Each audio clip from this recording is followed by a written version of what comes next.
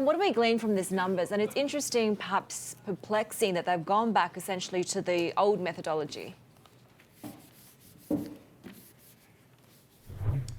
Yeah, Heidi, this is a significant change, I think, in how they account for these infections. What they're saying now is that they look at people who have been suspected of getting the infection and those who are confirmed. Now, that is a change from the previous methodology, which included people who've been clinically diagnosed, many of those using CT scans, and those who'd had their tests confirmed in a lab. So it is, again, a change to that methodology. And there was concern that under the clinical diagnosis, you were getting a lot of people who were showing symptoms of pneumonia but didn't necessarily have the coronavirus. So possibly that explains the change in the methodology that was announced yesterday. But you're right to point out that the increase in infections, 349, is a significant slowdown from the 1,700 or so that we got yesterday, the close to 1,700 that we got yesterday. And again, with the caveat being that they have had this methodology change, but it does seem to, at least on the surface, underscore the theory that maybe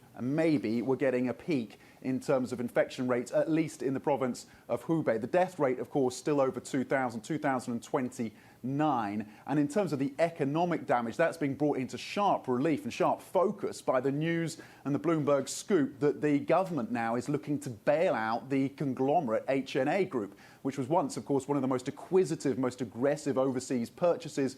It spent about $40 billion between 2016 and 2017 on huge stakes in Deutsche Bank, for example. It was the biggest shareholder in Deutsche Bank, biggest shareholder in Hilton Group. It brought hotels and properties across the world. It had to rein in a lot of that activity under pressure from Beijing to get control of its debts, and it's been selling down assets, but essentially it's been focusing on its airlines and tourism. Of course, those are sectors that have been absolutely pummeled by the coronavirus, because you've seen a slash in terms of the capacity of airlines. You've seen the numbers of passengers, of course, plummet because they are either restricted from travel or don't want to travel. And so they have felt this pain. They haven't been able to pay down their debts, and now the government is looking to take over that company potentially. And the plan would be to spin out some of their assets, sell them off to some of the big state-owned airlines like China, Air Southern and Eastern as well. When waiting, we may get that announcement later today, Beijing time.